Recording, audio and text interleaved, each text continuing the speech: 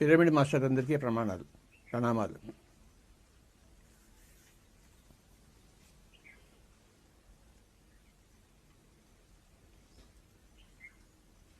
ప్రతిరోజు మనం ఏదో ఒక కొత్త విషయం గురించి తెలుసుకుంటూనే ఉన్నాం.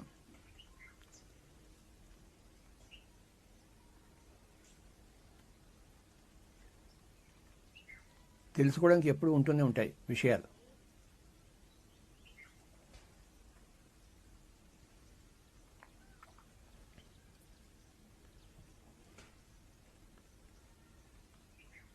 మనం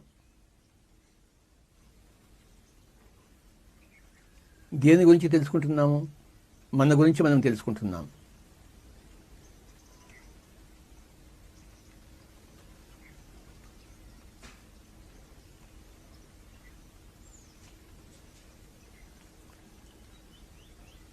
వృక్షశాస్త్రము అంటే వృక్షాల గురించి తెలుసుకుంటున్నాం. జంతు శాస్త్రం అంటే జంతువుల గురించి తెలుసుకుంటున్నాం. ఖగోళ శాస్త్రం అంటే ఖగోళలోని లోకాల గురించి తెలుసుకుంటున్నాం.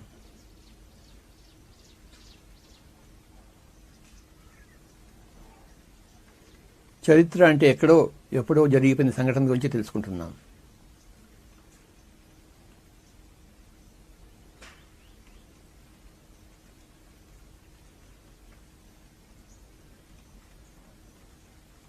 కానీ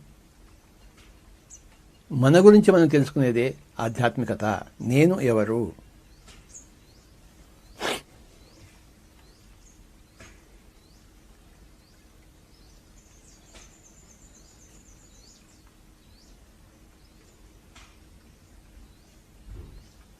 నేను ఏమిటి? నేను ఎందుకు? నేను ఎలా? నేను ఏమిటి? నేను ఎందుకు? నేను ఎలా?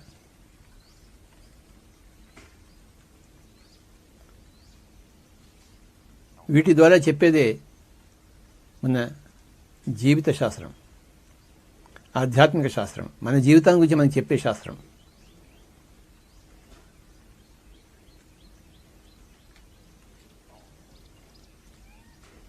ప్రతిరోజు రాత్రి మనం నిద్రపోతుంటాం. రాత్రి కాగానే నిద్ర వస్తూ ఉంటుంది.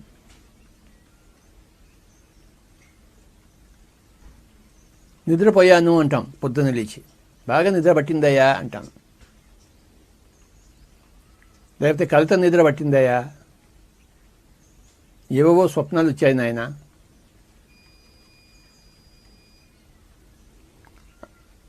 అర్థం లేని స్వప్నాలు వచ్చాయి నాయన. కానీ పొద్దున్న లేచేసరికి నేను బాగానే ఉన్నాను.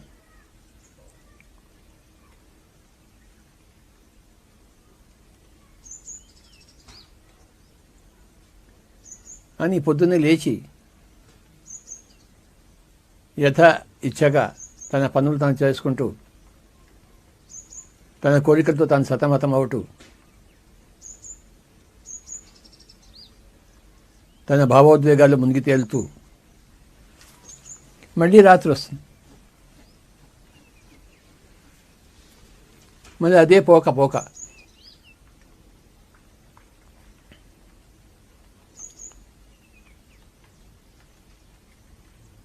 మళ్ళీ నిద్రపోతాము.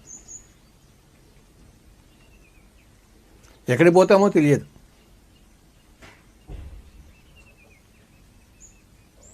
ఎందుకు వెళ్తామో తెలియదు.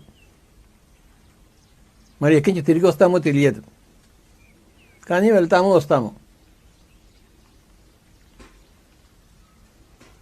ప్రతిరోజు రాత్రి ఇదే తంతు.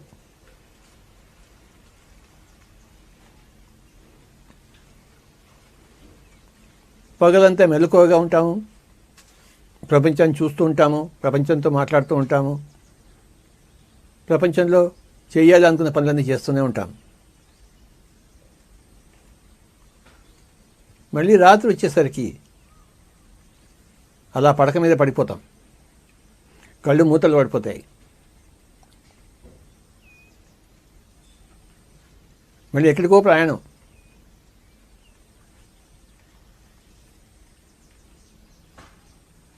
మన వశం మనం తప్పుతాం.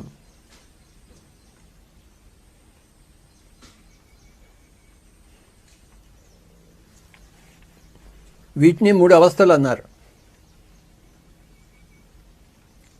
కళ్ళు తెరిచి ఉన్నప్పుడు ఈ లోకంలో ఉన్నాము, ఈ ప్రపంచంలో తాదాత్మ్యం చెంది ఉన్నాము, దాన్ని జాగ్రత్త అవస్థ అంటారు. రాత్రిపూట కళ్ళు మూతపడిపోయినప్పుడు శరీరం నుంచి జీవాత్మ బయటకు వచ్చేస్తుంది.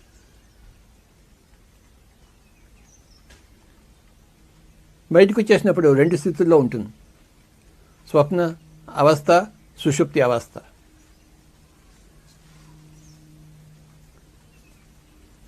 డీప్ స్లీప్ అయితే సుషుప్తి, చెదురుమదురుగా స్లీప్ అయితే అది స్వప్నావస్థ.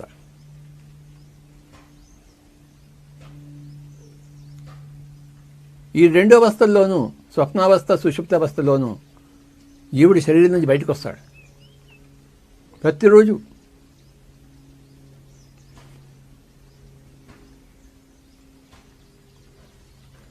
ప్రతిరోజు మన శరీరం బయట గడుపుతున్నాము.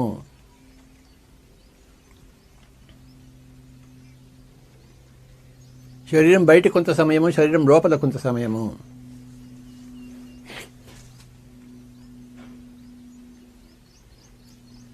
రాత్రిపూట శరీరం బయట గడుపుతున్నాం మనం, స్వప్నావస్థలో, సుషుప్తి అవస్థలో, deep sleep and dream state.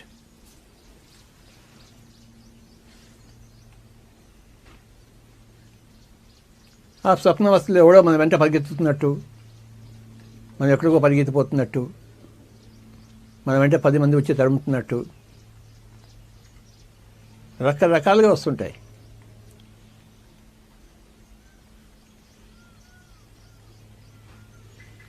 ఆ స్వప్నావస్థలో ఏమవుతుందంటే మన జ్ఞానేంద్రియాలు పనిచేస్తుంటాయి లోపల ప్రపంచంలో.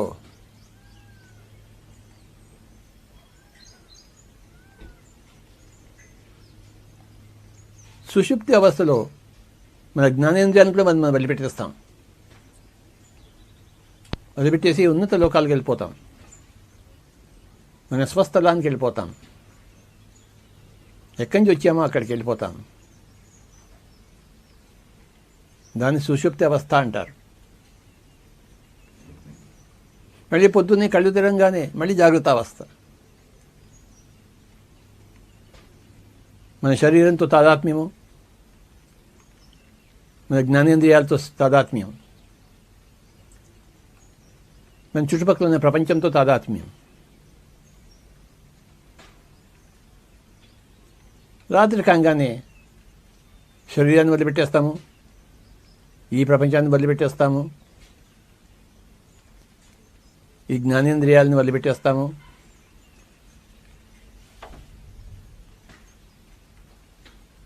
డీప్ స్లీప్ స్టేట్లోకి వెళ్ళిపోతాం.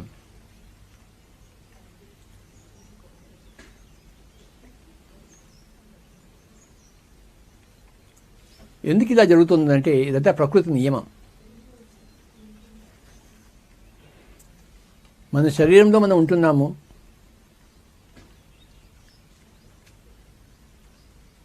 శరీరాన్ని మనం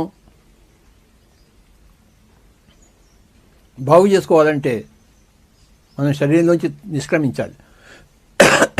అప్పుడే ప్రకృతి మన శరీరాన్ని బాగు చేసుకోగలదు. రాత్రిపూట మనం మన వెర్రిమరి ఆలోచనలతో, వెర్రిమరి భావోద్వేగాలతో ఈ శరీరాన్ని మనం తుక్కు చేస్తున్నాం. మన కోపాలు, మన తోపాలు మన భౌతిక శరీరాలను అస్తవ్యస్తం చేస్తున్నాయి.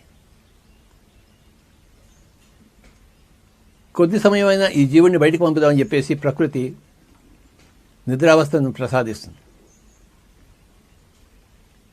ఆ అవస్థలో ప్రకృతి తన రిపేర్ తను చేస్తుంది. ప్రకృతికి తెలుసు ఏం చేయాలో ఏం చేయకూడదు. ఈ మానవుడి జీవాత్మకి తెలియదు ఏం చేయాలో చేయకూడదు. ఏం చేయకూడదు అదే చేస్తుంటాడు, ఏం చేయాలో అదే చేయకుండా ఉంటాడు. దాంతో శరీరము రోగగ్రస్తం అవుతుంటుంది, అస్తవ్యస్తం అవుతుంటుంది. దాని బారి నుంచి ఆ శరీరాన్ని రక్షించుకునే కోసం ప్రకృతి మాత తన శరీరాన్ని తాను రక్షించుకుంటుంటుంది. ఈ జీవుడి యొక్క ఉద్వేగాల నుంచి రక్షిస్తూ ఉంటుంది. అప్పటికి మళ్ళీ పొద్దున్నే జీవుడు వచ్చేసి తిరిగి ఆ శరీరాన్ని నానా హింసలు పెడుతూ ఉంటాడు. తన భావోద్వేగాలతో, తన రాగద్వేషాలతో, తన అజ్ఞానంతో, తన మూర్ఖతలతో ఆ శరీరంలో ఆల్కహాల్ వేస్తూ, ఆ శరీరంలో పనికిరాని అని భోజనం అనుకుంటూ వేస్తూ, పనికిరాని ఆలోచనలతో శరీర అంగాలను అస్తవ్యస్తం చేస్తూ ఉంటాడు. రాత్రి కొద్దిసేపు శరీరం నుంచి బయటికి పంపించేస్తుంది ప్రకృతి మాత. ఆ సమయంలో తన రిపేర్ తాను చేసుకుంటుంది. శరీరంగాన్ని తాను భద్రపరుచుకుంటూ ఉంటుంది. శరీరం ప్రకృతి యొక్క బిడ్డ కదా.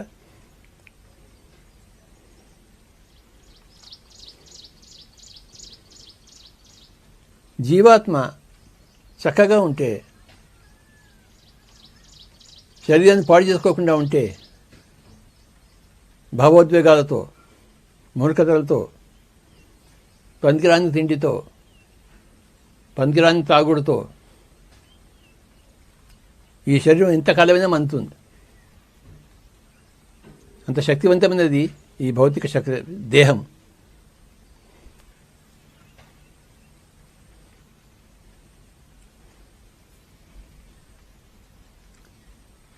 ప్రతిరోజు రాత్రి మనం శరీరం నుంచి బయటికి వెళ్ళిపోతున్నాం.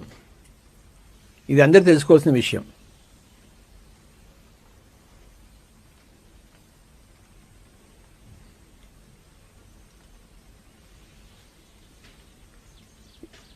ప్రతిరోజు రాత్రి నిద్రపూట శరీరం నుంచి బయటికి వెళ్ళిపోతున్నాం అనేది ఒక గొప్ప ఆధ్యాత్మిక సత్యం.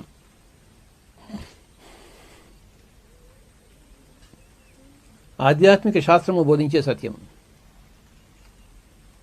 యోగులకు తెలిసిన సత్యం.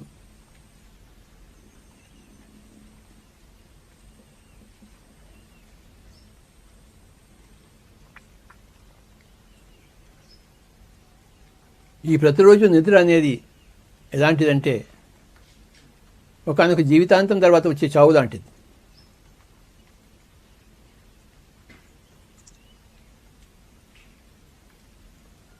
Death is permanent out of the body experience, whereas sleep is temporary out of the body experiences. అంటే చావు అనేది శాశ్వత దేహాంతర స్థితి, నిద్ర అనేది తాత్కాలిక దేహాంతర స్థితి. తాత్కాలికంగా దేహాల నుంచి బయటకు వచ్చిన స్థితి నిద్ర, శాశ్వతంగా దేహంలోంచి బయటకు వచ్చిన స్థితి చావు.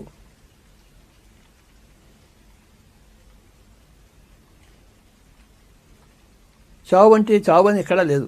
బయటకు వస్తాం అంతే, దేహం నుంచి బయటకు వస్తాం అంతే. దేహంలోంచి తిరిగి రాలేం. కానీ నిద్ర తర్వాత పొద్దున్నే తిరిగి వచ్చేస్తుంటాం మనం.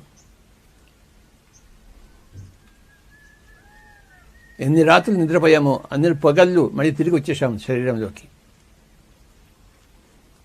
కానీ ఏ రోజైతే చావుకి చేరామో శరీరాన్ని వదిలిపెట్టేస్తాం, కానీ తిరిగి రాలేమో శరీరంలోకి.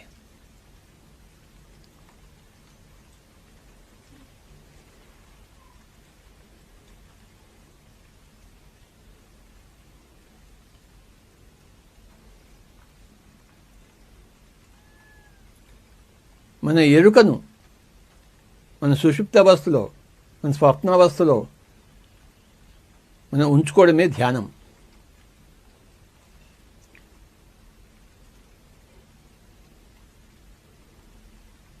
నిద్ర అన్నా, ధ్యానం అన్నా, చావన్నా మూడు ఒకటే. ధ్యానంలో కూడా మనం శరీరాన్ని వదిలిపెడతాం, అయితే ఎరుకతో వదిలిపెడతాం. నిద్రలో ఎరుక లేకుండా వదిలిపెడతాము, చావులో ఎరుక లేకుండా వదిలిపెడతాము. యోగులైతే చావుల్లో కూడాను ఎరుకతో వదిలిపెడతారు.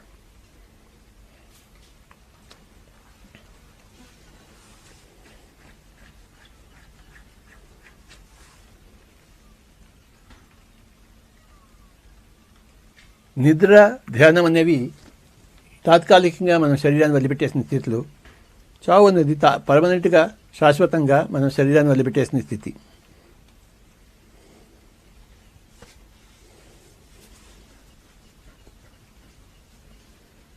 ఈ మూడు గొప్ప విషయాలు: నిద్ర, ధ్యానము, చావు.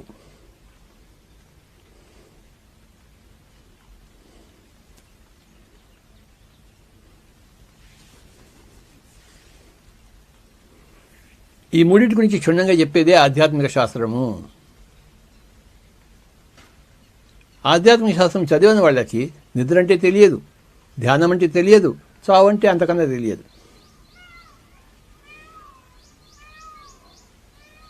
కానీ ఆధ్యాత్మిక శాస్త్రం తెలుసుకుని ఉన్నవాళ్ళు, నిద్ర అంటే ఏంటో తెలుసుకుని ఉన్నవాళ్ళు, ధ్యానం అంటే ఏంటో తెలుసుకుని ఉన్నవాళ్ళు, చావు అంటే ఏంటో తెలుసుకుని ఉన్నవాళ్ళు.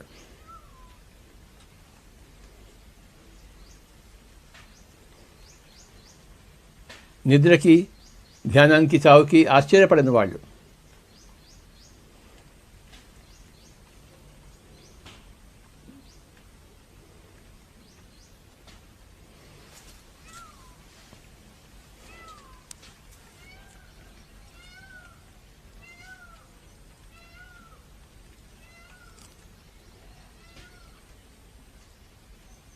ఎన్నో జన్మలు ఎత్తాం మనం.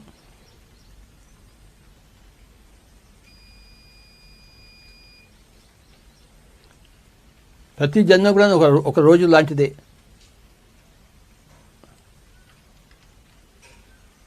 పొద్దున్న లేచాము, రాత్రి పడుకున్నాము, ఇది ఒక జన్మ అయిపోయింది మనకి. మళ్ళీ పొద్దున్న లేచాము, మళ్ళీ రాత్రి పడుకున్నాము. రాత్రి ఇటుపోయామో తెలియదు.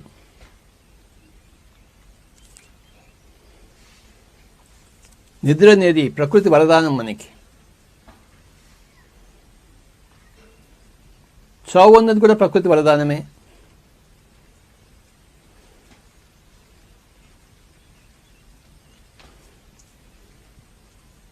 చావు అనేది లేకపోతే చెడిపోయిన శరీరాలతో జీవించాల్సి వస్తుంది మనకి కలకాలం.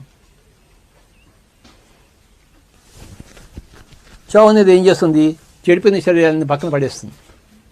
కొత్త శరీరం వేసుకొని ఆయన అని చెప్తుంది. అది ఎంత గొప్ప వరదానం! శరీరం అంతా కుళ్ళిపోయి ఉంటుంది అనుకోండి లోపల. చావు ఏం చేస్తుంది? ఇంకా చాలులే, నువ్వు చేసిన నిర్వాకము, నానా చండాలం చేసిన శరీరాన్ని, దైవదత్తమైన శరీరాన్ని నానా చండాలం చేశావు, నీకు చావు సమీపిస్తుంది, ఈ కుళ్ళిపోయిన శరీరంలోంచి నువ్వు బయటికి వెళ్ళిపో, మళ్ళీ కొత్త శరీరం నీకు వస్తుందిలే, నో ప్రాబ్లం అంటుంది ప్రకృతి మాత. అంటే నీకు చావుని వరప్రసాదంగా ఇస్తుంది. మనమేమనుకుంటాము? ఆ చావు శాపం అనుకుంటాం.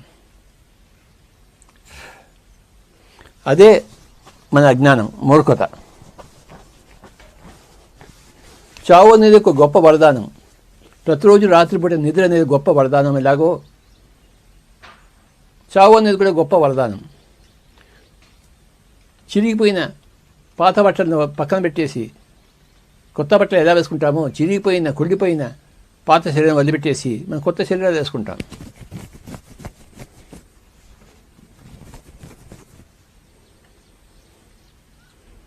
కుళ్ళిపోయిన శరీరంలో బతకాలా, కుళ్ళిపోయిన శరీరాన్ని బయటకు పాడేసేయాలా? మనకేం అవసరం కుళ్ళిపోయిన శరీరంతో బాధపడడం? అవసరమే లేదు కదా. సో మై డియర్ ఫ్రెండ్స్, నిద్ర, చావు అనేది ప్రకృతి యొక్క మహావరదానాలు. రాత్రిపూట నిద్ర రాలేదనుకోండి, పగలపూట ఎలా ఉంటుంది మనకి? అంత శక్తి విహీనంగా ఉంటాం, నిర్వీర్యులుగా ఉంటాం.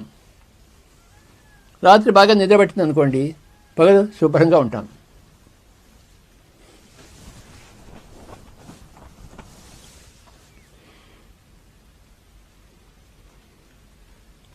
చావు రాలేదనుకోండి, ఈ భూమండలం అంతా ముసలి శరీరాలతో ఉండేది, కుళ్ళిపోయిన శరీరాలతో.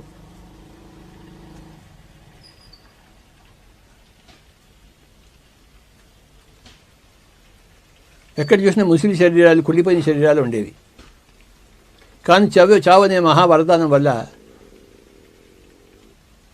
ముసిలి శరీరాలు, కుళ్ళిపోయిన శరీరాలను మాయం చేస్తుంది చావు.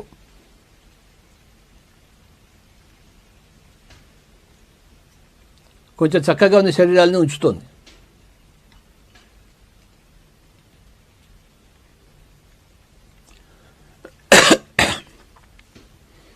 నిద్ర యొక్క గొప్పతనాన్ని, చావు యొక్క గొప్పతనాన్ని తెలుసుకోవడమే ఆధ్యాత్మికత.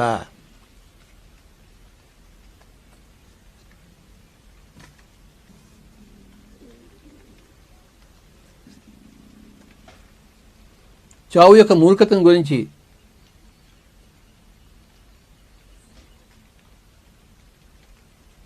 కుంచుకుపోయి ఉండడమే ప్రాపంచికత. మా అమ్మగారు చనిపోయారండి, మా తండ్రి గారు చనిపోయారండి, మా పిల్లలు చనిపోయారండి, అందుకోసం ఏడుస్తున్నామండి, చింతిస్తున్నామండి. ఇది గొప్ప మూర్ఖత.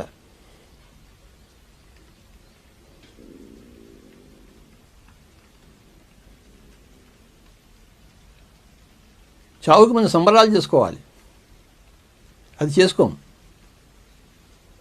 దుఃఖిస్తూ ఉంటాం, ఏడుస్తూ ఉంటాం.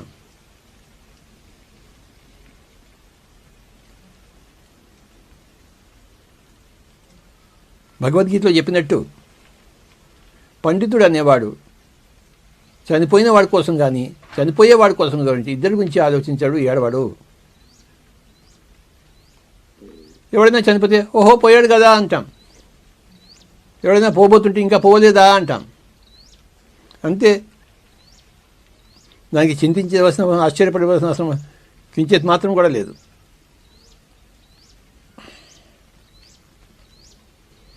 నిద్ర, చావు అనేది ప్రకృతి యొక్క రెండు మహావరదానాలు అయితే, ధ్యానం అన్నది మనకి మనం ఇచ్చుకునే మహా వరప్రసాదం.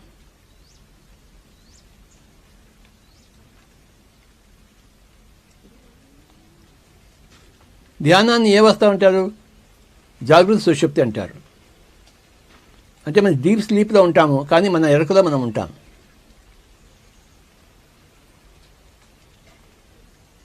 మన ప్రయాణం మనకు తెలుస్తూ ఉంటుంది. శరీరం ఎలా వదిలిపెట్టేశామో, పైలోకాలకు ఎలా వెళ్ళామో, ఎక్కడెక్కడ ఏమేం చేసామో, ఏం చేస్తున్నామో అవన్నీ తెలుస్తూ ఉంటుంది ధ్యానంలో.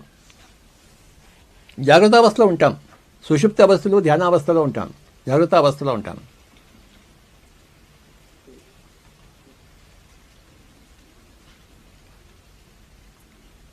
దీన్ని సమాధి స్థితి అంటారు. అంటే జాగ్రత్త అవస్థలోనూ ఉంటాము, సుషుప్తి స్థితిలోనూ ఉంటాం, రెండిట్లోనూ ఉంటాం. జాగ్రత్త సుషుప్తి, దీన్ని తురియము అంటాం.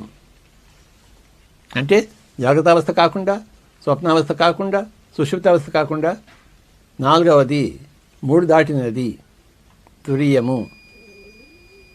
దాని పేరు సమాధి స్థితి, జాగ్రత్త సుషుప్తి స్థితి.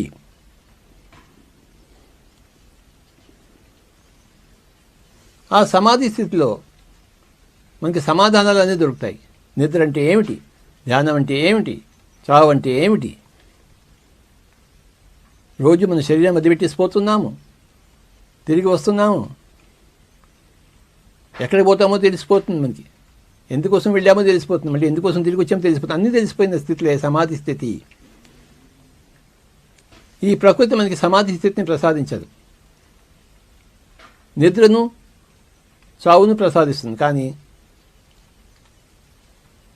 సమాధి స్థితిని, ధ్యాన స్థితిని ఎవరికి వారే స్వప్న ప్రయత్నంతో తెచ్చుకోవాలి, స్వ ఇచ్ఛతో తెచ్చుకోవాలి.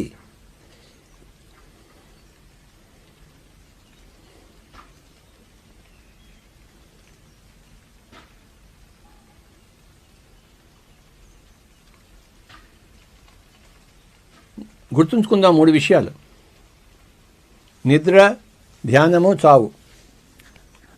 అందులో 2 ప్రకృతి ఇచ్చే మహావార ప్రసాదాలు. ఒకటేమో మనం మనకి ఇచ్చుకునే మహావార ప్రసాదం.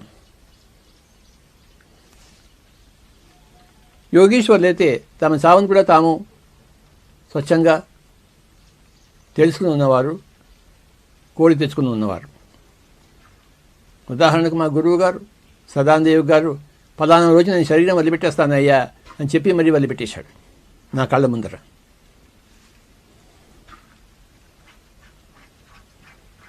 ఆయన మహాయోగీశ్వరుడు కనుక తన చావుని తానే నిర్ధారించుకొని తన సమయాన్ని తానే నిశ్చయించుకొని తను ఎలా వెళ్ళాలో అలా వెళ్ళిపోయాడు.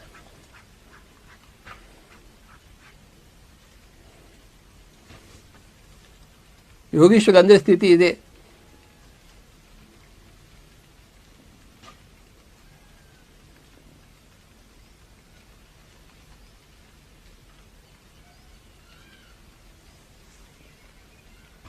ఎన్నో జన్మలు ఎత్తుతుంటాం.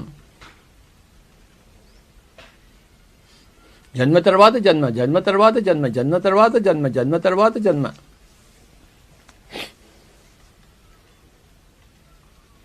ప్రతి జన్మలోని కర్మలు చేస్తూనే ఉంటాం. ఆ కర్మ ఫలితాన్ని అనుభవిస్తూనే ఉంటాం. కొన్ని చెడు కర్మలు, కొన్ని మంచి కర్మలు. మన శరీరం పట్ల మన చెడు కర్మలు, మన శరీరం పట్ల మన మంచి కర్మలు. చుట్టుపక్కల ప్రపంచం పట్ల చెడు కర్మలు, చుట్టుపక్కల ప్రపంచం పట్ల మంచి కర్మలు. మన కుటుంబం పట్ల చెడు కర్మలు, మన కుటుంబం పట్ల మంచి కర్మలు చేస్తూనే ఉంటాం. వాటి వాటి పర్యవసనాలు అనుభవిస్తూనే ఉంటాం. మై డియర్ ఫ్రెండ్స్, మన కర్మల ప్రభావమే మన శరీరం మీద పడుతూ ఉంటుంది, మన కుటుంబం మీద పడుతుంటుంది, మన ప్రపంచం మీద పడుతుంటుంది. మన కర్మలు ఎంత శుద్ధంగా ఉంటాయో అంత గొప్పగా ఉంటాం మనం.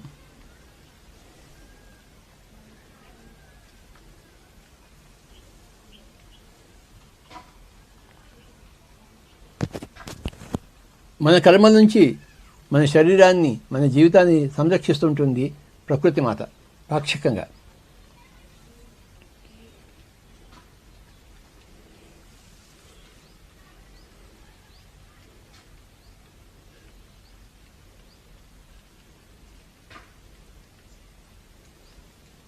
మన కర్మలు సరిగా ఉంటే రాత్రి సరిగ్గా నిద్రపడుతుంది.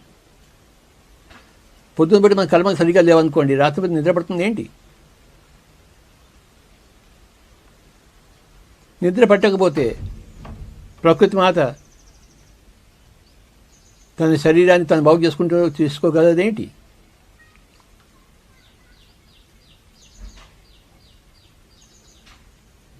మన కర్మలు ఎంత బాగుంటాయో ప్రకృతి మాత మనకి అంత సంతోషంగా ఇస్తుంటుంది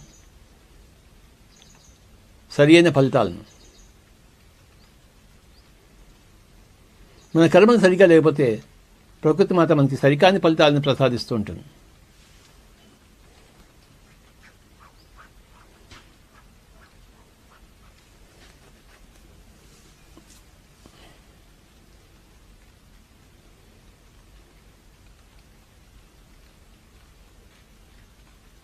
అనేక జన్మ పరంపరలో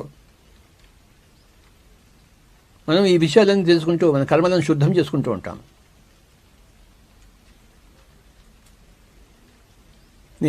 ఆ జన్మలో నేను బాగా తాగాను, నా లివర్ పాడైపోయింది, ఈ జన్మలో నేను తాగదలుచుకోలేదు, నా శరీరాన్ని బాగుగా ఉంచుకుంటాను అని అంటాడు.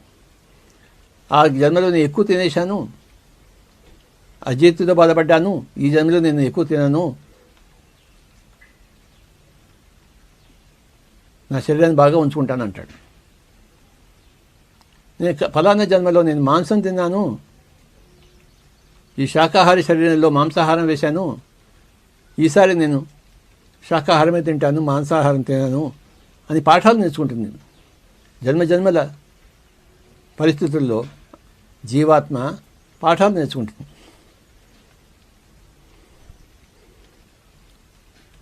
దుష్కర్మను సుకర్మగా పరిమార్చుకుంటుంది.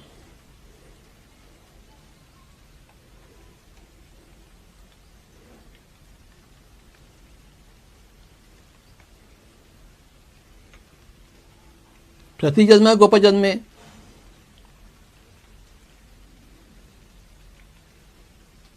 ప్రతి కర్మలోనూ ఎంతో జాగ్రత్తగా ఉండవలసిందే మనం.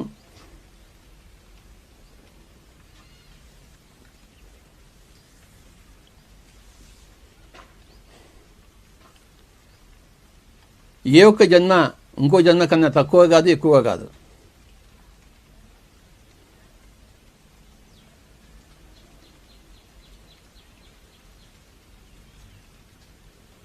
కొన్ని వందల జన్మలు ఎత్తి ఉన్నాము, ఇప్పుడు ఇంకో జన్మలో మనం ఉన్నాం. ఇంకా కొన్ని వందల జన్మలు ఎత్తుతూనే ఉంటాం. ఎంతవరకు ఎత్తుతుంటాము? ఎంతవరకు మనం Yogeswaram కామో.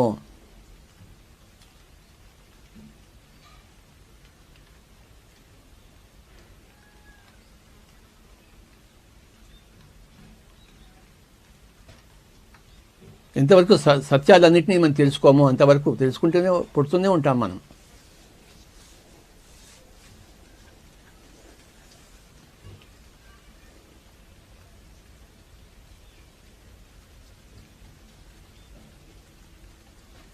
My dear friends, my dear masters and my dear gods, 3 గొప్ప విషయాలు: నిద్ర, ధ్యానము, చావు.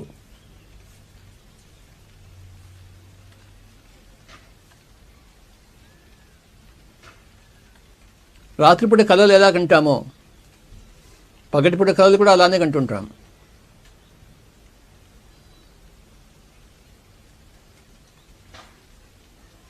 నేను చీఫ్ మినిస్టర్ అయిపోవాలి, ప్రైమ్ మినిస్టర్ అయిపోవాలి, నేను రాజుని అయిపోవాలి, జమీందారుని అయిపోవాలి, ఏవో కళలు కంటూనే ఉంటాం. అవన్నీ కూడా పగటి కళలే.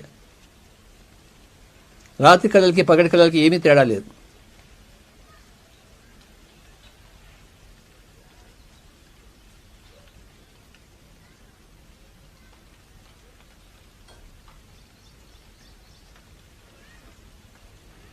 రాత్రిపూట కళ అనేది, స్వప్నం అనేది ఎంత మాయా ప్రపంచమో, ఈ జాగ్రత్త అవస్థ కూడా అంతే మాయా ప్రపంచం.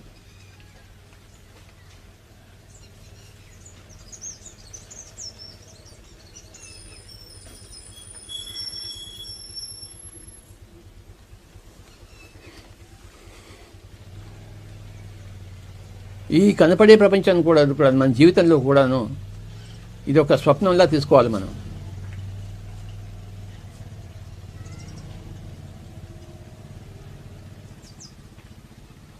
కస్త్వం కోహం కుత ఆయాతః కామే జననీ కోమే తాతః ఇతి పరిభావయ సర్వమసారం విశ్వం త్యక్వా స్వప్న విచారం. ఈ విశ్వాన్ని పరిత్యజించిన ఆయన స్వప్న విచారం చేస్తూ, స్వప్నం లాంటిదని తెలుసుకుంటూ,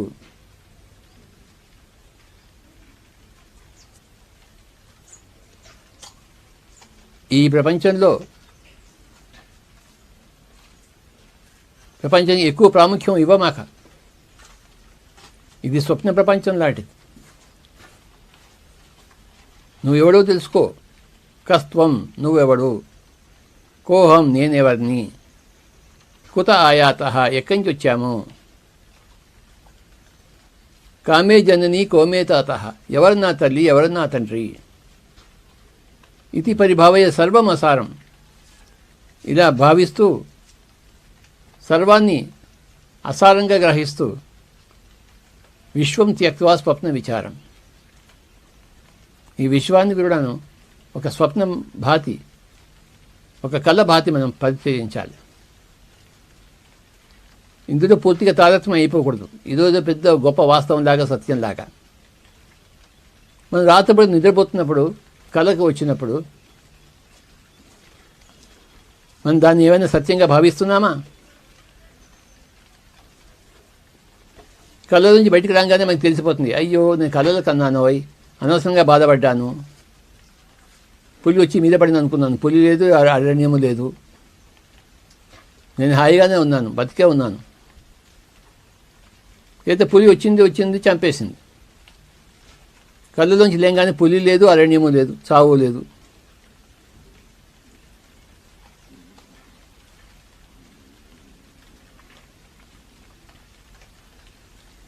అలాగే మన జాగ్రత్త అవస్థలో కూడా, ఈ ప్రపంచంలో కూడాను ఈ రాజు అన్నది, రాణి అన్నది, జమీందారు అన్నది, అధికారం అన్నది, ఇదంతా కూడా స్వప్న తుల్యాలు. మేల్కోగానే అవన్నీ లేవు.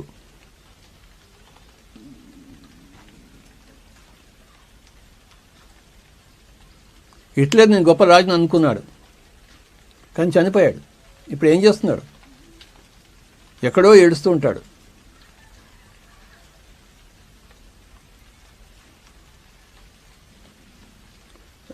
రావణాసురుడు నేను గొప్ప రాజుని అనుకున్నాడు, అందరినీ పీడించుకుని తిన్నాడు. కానీ ఇప్పుడు ఎక్కడ ఉన్నాడు? ఎక్కడో ఏడుస్తూ ఉన్నాడు తను చేసిన కర్మలకు. వీరప్పన్ నేను గొప్ప గజానని అనుకున్నాడు, ఇప్పుడు ఎక్కడున్నాడు ఆ వీరప్పన్? ఎక్కడో ఏడో లోకాల్లో ఏడుస్తూ కూర్చున్నాడు.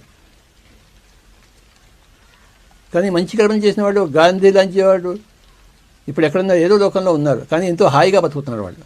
ఎందుకంటే వాళ్ళు చేసిన కర్మలకు అనుభవాలు చక్కగా ఉంటాయి వాళ్ళకి అక్కడ.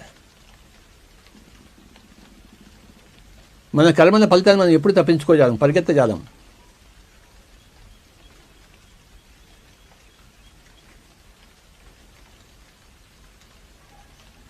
ఆధ్యాత్మికత ఏం బోధిస్తున్నాయా అంటే, నాయన మంచి కర్మలను చేసుకో, మంచి ఫలితాన్ని పొందుతూనే ఉండి ఎప్పటికప్పుడు. ఇంకోళ్ళకి హాని చేయమాక, నువ్వు హానిలో ఉండమాక. వీలైనంతగా మంచి చేయి అందరికీ, వీలైనంతగా మంచిలో ఉండు నువ్వు.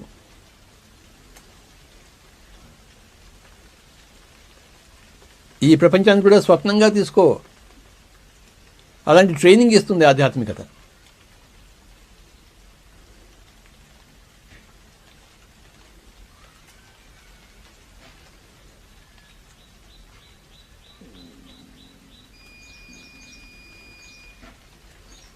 ఆధ్యాత్మికత ఎంత ముఖ్యమో చూడండి. నిద్ర అంటే ఏంటో తెలియజేస్తుంది, స్వప్నం అంటే ఏంటో తెలియజేస్తుంది, సుషుప్తి అంటే ఏంటో తెలియజేస్తుంది, సమాధి స్థితి అంటే ఏంటో తెలియజేస్తుంది, చావు లేదని తెలియజేస్తుంది.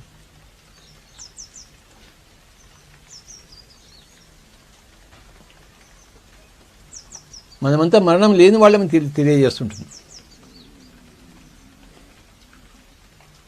మనమంతా భగవతత్వానికి చెందిన వాళ్ళని తెలియజేస్తుంటుంది.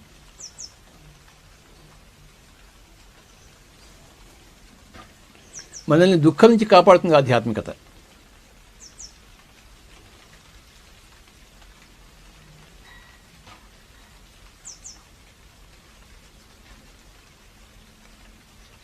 మనం శాశ్వతంగా జీవాత్మ పదార్థం అని చెప్తుంది. మన ఆత్మ పదార్థం గురించి మనం తెలుసుకున్నప్పుడు సంపూర్ణంగా మనం ఒక పరమాత్మ పదార్థంగా తయారవుతాం.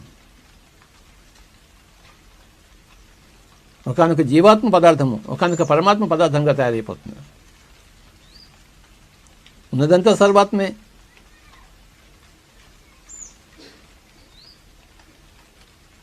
సర్వాత్మ అన్నదే మౌలిక సత్యం.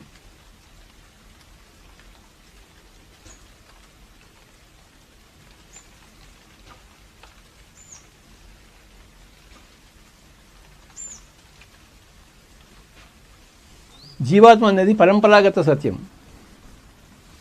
మౌలిక సత్యం సర్వాత్మ. ఈ జీవాత్మలు శరీరంలో ప్రవేశించేటప్పుడు జీవం కలిగిస్తుంది. శరీరంలో ప్రవేశించిన తర్వాత జీవాత్మ యొక్క శక్తే ఆ శరీరం యొక్క శక్తి. జీవాత్మ శరీరం నుంచి నిష్క్రమించినప్పుడు శరీరం తన శక్తిని కోల్పోతుంది, చతికిలబడుతుంది. ఏమీ చేయలేదు ఆ శరీరం. జీవాత్మ లేని శరీరం ఏమీ చేయలేదు. శరీరం ఎప్పుడు శరీరం ఎప్పుడు జడమే. ఆ జీవాత్మే శరీరం యొక్క చైతన్యం. మనం ఆ చైతన్యం అయి ఉన్నాం.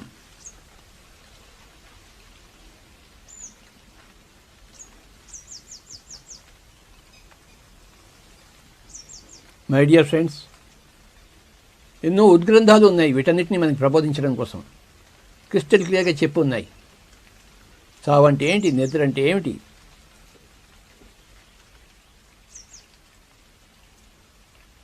ధ్యానం అంటే ఏంటి. లోప్సాంగ్ రంపా గారి మరణం లేదు మీరు అనే పుస్తకం చదువుకోవాలి మనం. ఇలాంటి ఎన్నో పుస్తకాలు ఉన్నాయి. థియోసాఫికల్ సొసైటీ పుస్తకాలు,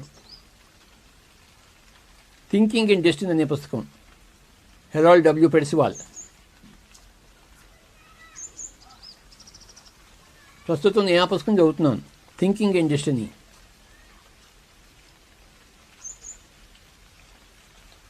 మన ఆలోచన ద్వారానే మన భవిష్యత్తు నిర్మాణం చెందుతుంటుంది ఎప్పటికప్పుడు. మన ఆలోచన ధోరణి ఎలా ఉంటుందో అటువైపు మన జీవితం ప్రసరిస్తుంపబడుతూ ఉంటుంది మన చేతనే. మన ఆలోచనలే మన జీవితానికి ఇటుకలు. ఇటుక పేర్చి ఎలా అయితే ఇల్లు కడతామో ఆలోచన పేర్చి మన జీవితం నిర్మాణం జరుగుతుంటుంది.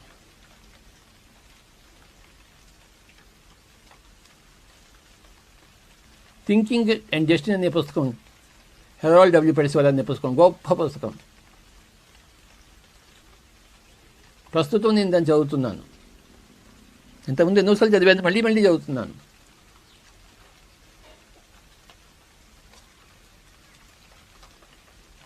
మళ్ళీ ఈ విషయాలను తెలుసుకుంటూనే ఉండాలి మనం. ఒకరోజు తెలుసుకుంటే చర్చించుకుంటే అయిపోతుంది ఏమిటి? ఎప్పటికప్పుడు ధ్యానం చేస్తూనే ఉండాలి, స్వాధ్యాయం చేస్తూనే ఉండాలి, సత్యం సంగతిని చేస్తూనే ఉండాలి, సేవ చేస్తూనే ఉండాలి, మన కర్మలను పరిపక్వం చేసుకుంటూనే ఉండాలి.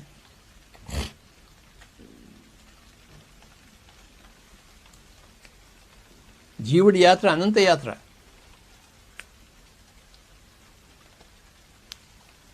జీవుడి యాత్ర అంటే దేవుడి యాత్ర ఏది? జీవో దేవో సనాతన. ఈ జీవుడే సనాతనమైన దేవుడు. దేహో దేవాలయో ప్రోక్త జీవో దేవో సనాతన.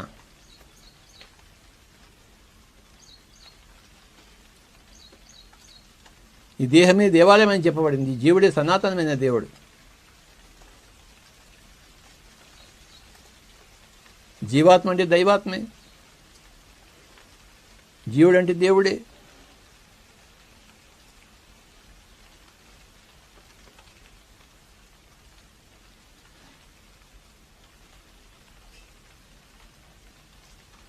కాసేపు మనం ధ్యానం చేసుకుందాం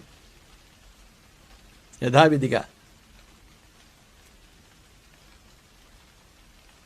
శ్వాస మీద ధ్యాస మిత్రులారా, శ్వాసానుసంధానం.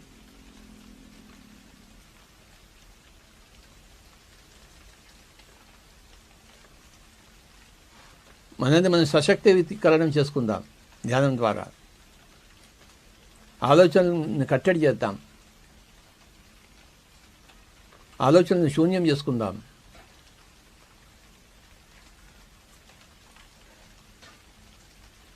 మాటలను శూన్యం చేసుకుంటే మౌనము, ఆలోచనలను శూన్యం చేసుకుంటే ధ్యానం.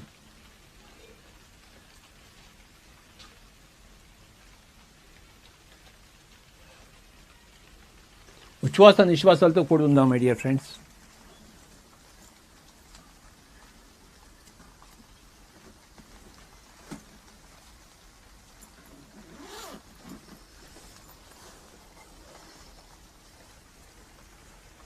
ససేమిరా కళ్ళు తెరవరాదు.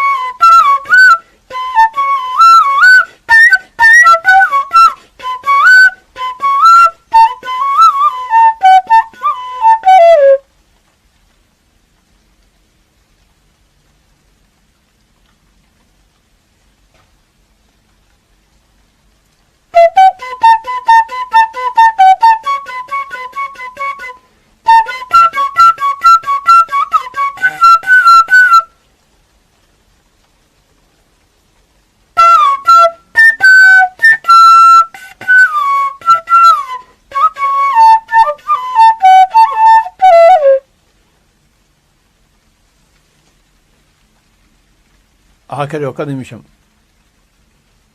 శ్వాస మీద ధ్యాస మిత్రులారా. నిరంతర అభ్యాసం మనకి.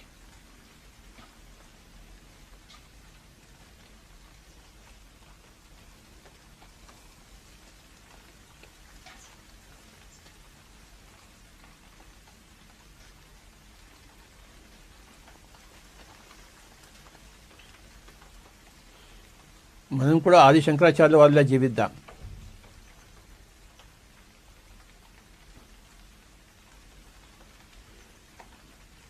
విశ్వం త్యక్త్వా స్వప్న విచారం.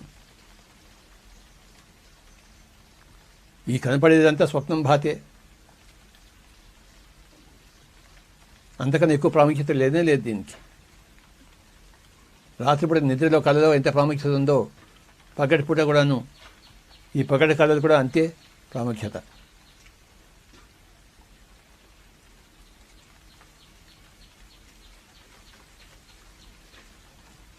రాత్రిపూట మనకి ఏమీ కాలేదు, పగలపూట కూడా మనకి ఏమీ కాలేదు. మనకి చావు అనేది లేనే లేదు.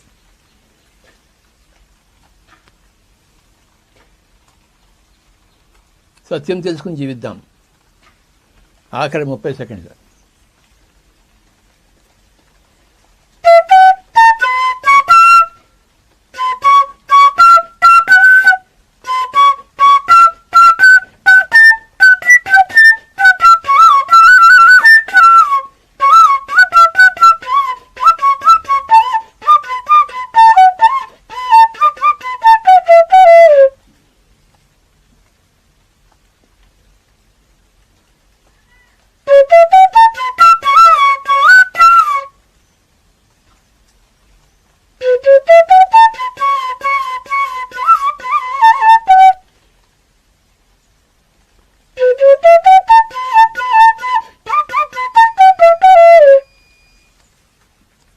ఆఖరి 10 సెకండ్లు.